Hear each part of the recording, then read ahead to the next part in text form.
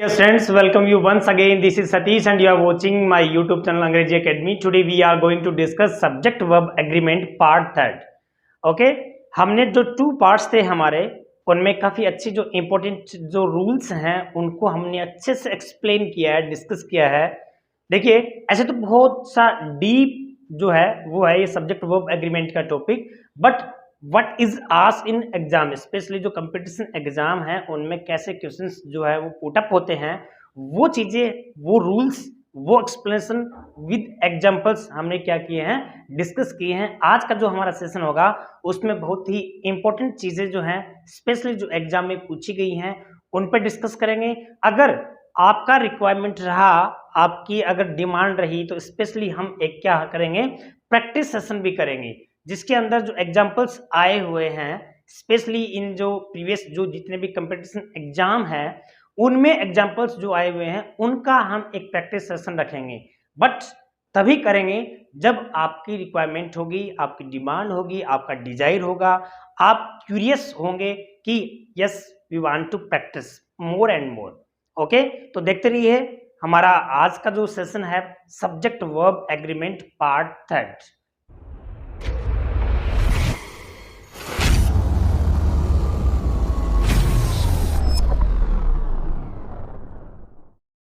Let's begin the topic. आज हम discuss करने वाले हैं स्पेशली जो हमारा नेक्स्ट जो रूल है वो आपको क्या कहता है। हमने जो प्रीवियस हमारे दो वीडियो हैं उसमें अच्छी से जो अच्छे इंपॉर्टेंट रूल हैं उनको डिस्कस किया है। कृपया हमारा डिस्क्रिप्शन जो है उसमें लिंक दिया हुआ है, कृपया भूलना नहीं है, आपको वो दो वीडियोस देखे बिना आपको आगे फॉरवर्ड नहीं होना है। देखिए, आज हम स्पेशली जो बातें करेंगे वेरी इंपॉर्टेंट चीजें हैं उसी पे स्पेशली फोकस करेंगे। तो सबसे पहले जो हमारी बात ये आती है कि इफ से अगर कंडीशन बनती है, इफ से अगर कंडीशन बनती है और वो एक इमेजिनरी होती है, आजकल जैसे कि हम आइडिया लगाते हैं ना कि काश मैं देश का प्रधानमंत्री होता, काश मैं क्या होता, एक मिलीनियर होता, काश मैं भी एक बहुत बड़ा अरबपति मान लीजिए, लखपति मान लीजिए, कुछ भी आप इमेजिनेशन करते हो। तो ऐसी इमेजिनेशन जब भी अपन करते हैं तो उस इमेजिनेशन के साथ में जो सब्जेक्ट आता है उसके साथ में प्लूरल जो है हेल्पिंग वर्ब आएगी, वर आएगी। वो भी देखिए, जैसे ही मान लें आपका यहाँ पे क्या होता है, इफ जो है उससे स्टार्ट होगा, यहाँ क्या आएगा, सब्जेक्ट आएगा। यहाँ सब्जेक्ट आने के बाद में यहाँ पर जो भी हेल्पिंग वर्ब आएगी, ये वाली चीज जो है बार बार आपके एग्जाम में पूछी जाती है। तो please focus on that rule. क्या होगा, यहाँ पर वर का यूज होगा। जैसे मैं ये कहूं कि if I were the PM of India, if I were, if या फिर ही, स्पेशली सब्जेक्ट क्या होता है, सिंगुलर हो चाहे प्लूरल हो, वहां पे आने वाली हेल्पिंग वर्ब या वर्ब को क्या मानेंगे, वर ही लगाएंगे। If he were, if he were PM of India, if he were the PM of India, ये आ गया, of India, he would help, he would help the poor, वह गरीबों का हेल्प करता। तो यहां हमने एक इमेजिनेशन यहां पे किया है, कल्पना यहां पे की है। जैसे ही कल्पना जब अपन करते हैं, इमेजिनेशन जब से ही हम करते हैं, तो वहां पर यहां जो आने वाला सब्जेक्ट है उसके साथ में वर आएगा, चाहे वह सिंगुलर हो चाहे वह प्लूरल हो। ये जो रूल है वो बार बार पूछा जाता है, ठीक है। जैसे कि एज इफ, अगला जो है वो है एज इफ, यानी कि एज इफ के साथ में आने वाले जो सब्जेक्ट है उसके साथ में हेल्पिंग वर्ब या वर्ब है वो भी क्या मानेंगे, प्लूरल मानेंगे। समझ आया, यानी कि इसमें भी क्या हो रही है, कल्पना हो रही है। जैसे कि he looks, as if he looks as if he were my friend, he were my friend, ये वाला एक सेंटेंस है। तो देखिए यहां पर जो है इमेजिनेशन किया है हमने, और यहां एज इफ जैसे ही आता है एज इफ के साथ में कोई भी सब्जेक्ट हो, सिंगुलर हो, प्लूरल हो, उसके साथ में आने वाली जो भी हेल्पिंग वर्ब होगी, यानी कि उसमें क्या आएगा, वर आएगा ही आएगा। क्लियर हो गया। ये दोनों चीजें बहुत ही इंपॉर्टेंट हैं, बार बार एग्जाम में पूछी जाती हैं। स्पेशली हमारा जो है कंफ्यूज ये होता है कि यार सब्जेक्ट तो सिंगुलर आ गया, ही आ गया, बट इसके साथ में क्या आता है, वर आता है क्या। लेकिन हमें क्या करना है, इमेजिनेशन जो है वो इमेजिनेशन के अकॉर्डिंग हमें वर्ड का ही यूज करना है। It's clear.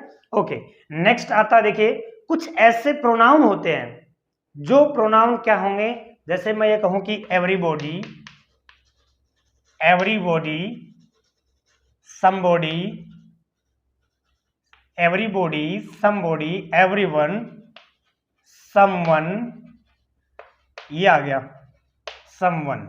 देखो दिखने में क्या लग रहे हैं, एवरीबॉडी दिखने में प्लूरल लग रहे हैं ना, यहां पर दिखने में प्लूरल लग रहे हैं, but these pronouns called singular pronoun. ये सारे के सारे प्रोनाउन क्या कहलाएंगे, सिंगुलर कहलाएंगे, और इनके साथ में आने वाली हेल्पिंग वर्ब या वर्ब को हम क्या मान के लगाएंगे, सिंगुलर मान कर ही लगाएंगे। देखिए एक आपके एग्जाम में एक छोटी सी सिंपल सी एक चीज पूछी जाती है, इसमें मैं एक सेंटेंस लिखता हूं कि everybody, EVERY, everybody was busy in their work, ये आ गया। तो यहां पर ये जो देयर है, इनके साथ आने वाला जो क्या होता है, पजेसिव जो प्रोनाउन है वो क्या आएगा, हिज या हर का यूज करेंगे। ये ध्यान में रखना है आपको। क्लियर हो गया। ऐसा सेंटेंस जो है वो आपको प्रोनाउन वाला जो है वो पूछेगा। यहां दिखने में क्या हो रहा है, एवरीबॉडी, यहां हेल्पिंग वर्ब ही हमने इनको सिंगुलर मान के सिंगुलर हेल्पिंग वर्ब लगाई है, तो फिर यहां हम देर क्यों लगाए भाई, प्लूरल वाला एडजेक्टिव क्यों लिखे यहाँ पे, तो क्या आ जाएगा, हिज या हर का यूज करेंगे। स्पेशली ये भी आपके एग्जाम में पूछा जाता है। This is not related to topic but this discussion must here. Okay, so I discussed, I explain very well here, so please focus on that adjective. Okay, यहाँ पे हमने क्या किया है डिस्कस, देखिए एवरीबॉडी, समबॉडी, एवरीवन, समवन, ये सारे के सारे क्या हैं, सिंगुलर हैं। उसके बाद में नेक्स्ट जो आता है वो आता है कि एवरीथिंग। देखिए आपने भी सुना होगा, बहुत बार इनका यूज किया जाता है, एवरीथिंग, नथिंग, समथिंग, ये चीजें हैं, ठीक है। तो इनको भी हम क्या मानेंगे, एवरीथिंग, नथिंग, नथिंग, यहां पे एक नन भी होता है, ठीक है।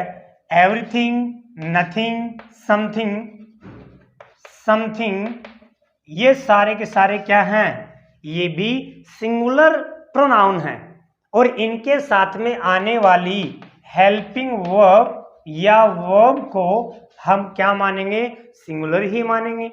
समझ आया आपको। देखिए एवरीथिंग, नथिंग, समथिंग, यहां पे एनीथिंग, ये क्या आ गया, एनीथिंग, इनके साथ में भी वही बात है। यहां पे क्या चीज कम पूछता है और क्या चीज ज्यादा पूछता है, इनके साथ में आने वाली हेल्पिंग वर्ब जो है उसको कम पूछता है, और यहाँ पे इनके साथ में आने वाला जो एडजेक्टिव होता है, जो पजेसिव प्रोनाउन होता है, वो क्या लगेगा, इट्स लगेगा। क्या लगेगा, इट्स लगेगा। देखो एक छोटी सी चीज मैं आपको समझाता हूं, ये एक बार एग्जाम में पूछी हुई है। एक होता है इट्स ये वाला, और एक होता है इट्स ये वाला।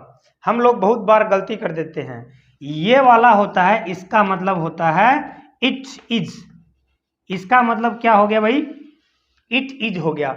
जब भी कोई नाउन होती है उस नाउन से पहले हम लोग इस इट्स का यूज नहीं करेंगे, इसका यूज करेंगे। जिस तरह से अंशुल करता है, ये वाला जो है इट्स जो है ना, वही इसके आगे लगा देता है। जैसे कि इट्स रूल, उसने लिखा इट्स अ रूल, ये लिखा उसने, यानी कि इसके रूल।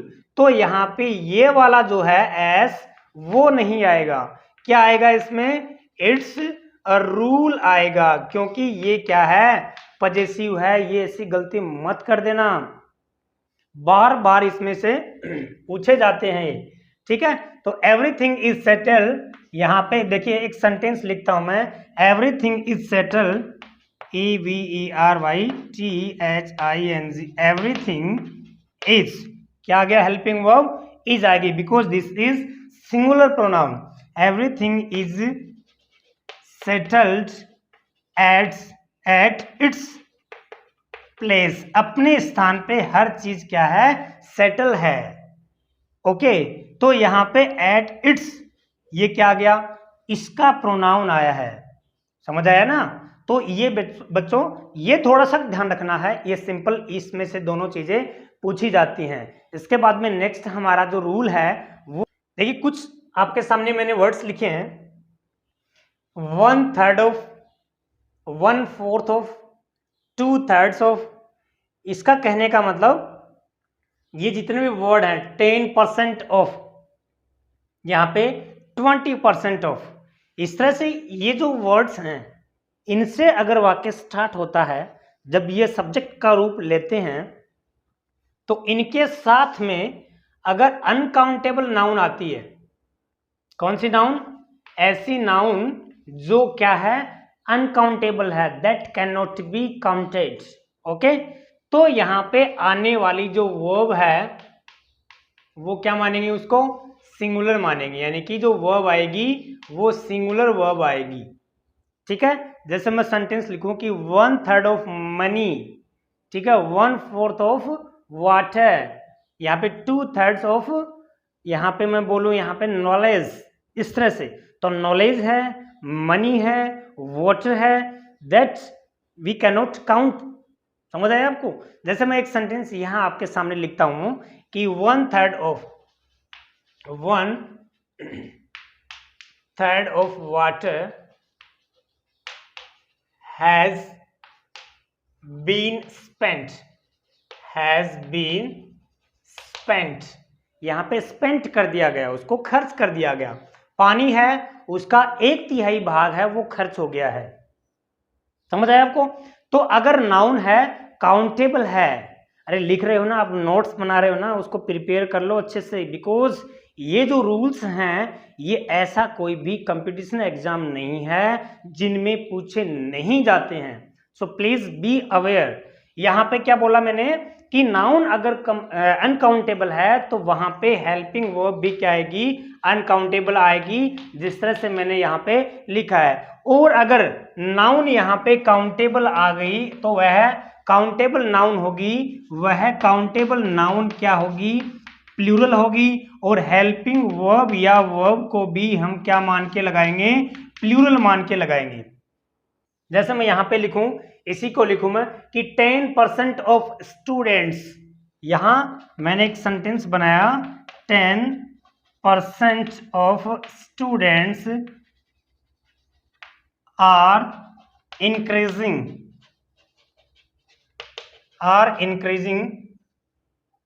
डे बाय डे, दिन प्रतिदिन क्या हो रहे हैं, 10% जो बच्चे हैं, 10% स्टूडेंट्स हैं, वो इंक्रीज हो रहे हैं, समझ आया। तो डियर स्टूडेंट्स, इनको ध्यान से देख लीजिए, ये जितने भी वर्ड हैं इनके आगे आने वाली जो नाउन है अनकाउंटेबल है तो यहाँ पे सिंगुलर वर्ब का यूज करेंगे, और यहाँ पे काउंटेबल नाउन है तो वह प्लूरल नाउन होगी, और उसके आगे हेल्पिंग वर्ब जो है वो आप लोग जानते ही हो कैसी होगी, इस तरह से प्लूरल हेल्पिंग वर्ब होगी। क्लियर है। अगला जो है most of, some of, half of, okay, enough of, plenty of. इनका ये रूल है कि इनके साथ में अगर प्लूरल काउंटेबल नाउन आता है तो प्लूरल वर्ब लग जाएगी, सिंगुलर काउंटेबल नाउन आता है तो सिंगुलर वर्ब लग जाएगी। क्लियर हो गया। जैसे यहां पे लिखा कि most of students are playing there, most of boys are reading there. तो क्लियर हो गया, सेंटेंस समझ आ गया। यानी कि most of, half of, some of, इन सब के आगे जो नाउन लगता है वो अगर प्लूरल है तो प्लूरल हेल्पिंग वर्ब आ जाएगी, और सिंगुलर है तो सिंगुलर हेल्पिंग वर्ब आ जाएगी। समझ आ गया भाई अच्छे से।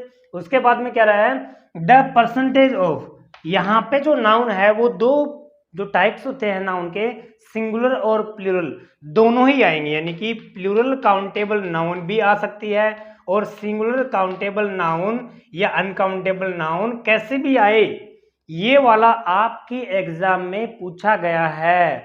परसेंटेज जहां पे आए, परसेंट नहीं, परसेंटेज जहां पे आए, प्रतिशत जहां पे आए, वहां हम किसका यूज करेंगे, सिंगुलर वर्ब का ही यूज करेंगे। जैसे एक सेंटेंस लिख के आपको बताता हूं मैं कि द परसेंटेज ऑफ स्टूडेंट्स या फिर पीपल वॉज लेस, बहुत कम थी, लोगों की जो परसेंटेज थी वहां पर बहुत ही कम थी। क्लियर हो गया। तो यहां ये जो परसेंटेज शब्द है, परसेंट न होकर परसेंटेज जो शब्द है, वो अपने आगे जो वर्ब लेगा, हेल्पिंग वर्ब लेगा, वो कैसी आएगी, सिंगुलर ही आएगी, सिंगुलर सब्जेक्ट के अकॉर्डिंग ही आएगी। Is it clear. नेक्स्ट कह रहा है मोर देन वन। देखिए बिल्कुल आपको कंफ्यूज नहीं होना है, मोर देन वाला भी पूछा गया है। मोर देन जो है इसके आगे वाला जो सब्जेक्ट है इसको मानना है। वन आए तो सिंगुलर है, टू आए तो प्लूरल है। समझ आया। ठीक है, यहां पे अगर मान लीजिए वन है, टू आ गया, more than two, more than three, more than four, ये आ गया। तो इन सब के आगे अगर ये प्लूरल है तो प्लूरल हम यूज कर लेंगे, more than two students are there, दो से ज्यादा वहां पर स्टूडेंट्स थे। क्लियर हो गया। मोर देन वन स्टूडेंट्स, यहां पे क्या आ जाएगा, फिर इज आ जाएगा अगर वन का कहें तो। क्लियर हो गया भाई। इस तरह से आपके सामने ये सिंपल रूल है, आपको कंफ्यूज नहीं होना है। इनको एक बार थोड़ा सा क्या करना है, रिवाइज करना है, ताकि आपको एग्जाम में पूछे तो आप इजी से इनको क्या कर सको। आपके सामने कुछ वर्ड्स दे रखे हैं, जैसे कि फर्नीचर है, लगेज है, नॉलेज है, इक्विपमेंट है, फ्रूट है, सीनरी है, इंफॉर्मेशन है, वर्क है, इलेक्ट्रिसिटी है, पोइट्री है। देखिए फर्स्ट ऑफ ऑल आपको ये ध्यान में रखना है कि ये जो जितने भी नाउन हैं, जितने भी आपके सामने वर्ड्स मैंने दे रखे हैं, सबसे पहले इनका हम प्लूरल नहीं बना सकते। ये आपके एग्जाम में बहुत बार ऐसे पूछते हैं कि एक सेंटेंस बना देंगे, उसमें इनको प्लूरल बना के दे देंगे। प्लूरल बना के जैसे ही देंगे तो आपको ये देखना है कि जैसे कि मान लीजिए पोइट्री है तो पोइट्रीज कर देंगे, the poetries of Milton. Poetries नहीं होता है। जैसे कि ये हो गया पोएम और पोएम, तो वैसे तो पोएम्स होता है, लेकिन पोएम जैसे कि मशीन, इनका मिलके क्या बनता है, मशीनरी बनता है, मशीनरीज नहीं होता है वह। समझ आया आपको। देखो मेरी बात को वापस सुनो, वापस समझो इसको। जैसे पोएम का मिलके सबका क्या बन गया, पोइट्री बन गया है। वैसे मशीन का बन के क्या बन गया है, मशीनरी बन गया है। सीन का बन के सीनरी बन गया है। तो दिस इज ऑलरेडी क्या है, इसके अंदर हर चीज इंक्लूड है, तो इनको हम क्या नहीं बनाएंगे, प्लूरल नहीं बनाएंगे इनको। समझ आया मेरी बात। तो ये सबसे पहली बात तो ये है कि ये प्लूरल नहीं बनेंगे, और ये ऑलरेडी क्या होते हैं, अनकाउंटेबल होते हैं।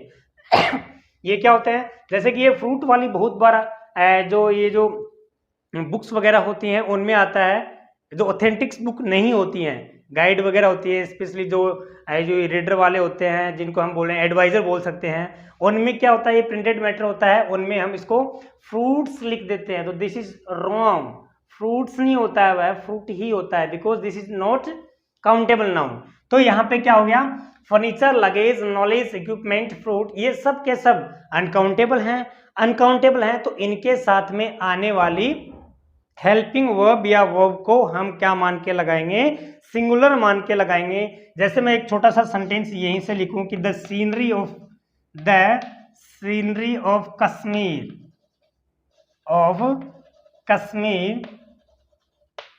Is very attractive, is very attractive, ये है। तो यहाँ पे जो कश्मीर है उसकी जो सीनरी है, तो देखो यहाँ क्या आ गया, इज आ गया, सिंगुलर हेल्पिंग वर्ब आ गया। क्लियर हो गया। उसके बाद में अगला जो आपका आता है, अगला जो नाउन है, एक सिंपल सी इंपॉर्टेंट बात बता रहा हूं आपको मैं। आप लोगों ने सबने सुना है ए नंबर ऑफ के आगे क्या आता है, द नंबर ऑफ के आगे क्या आता है। आज हम ये डिस्कस कर लेंगे कि क्यों।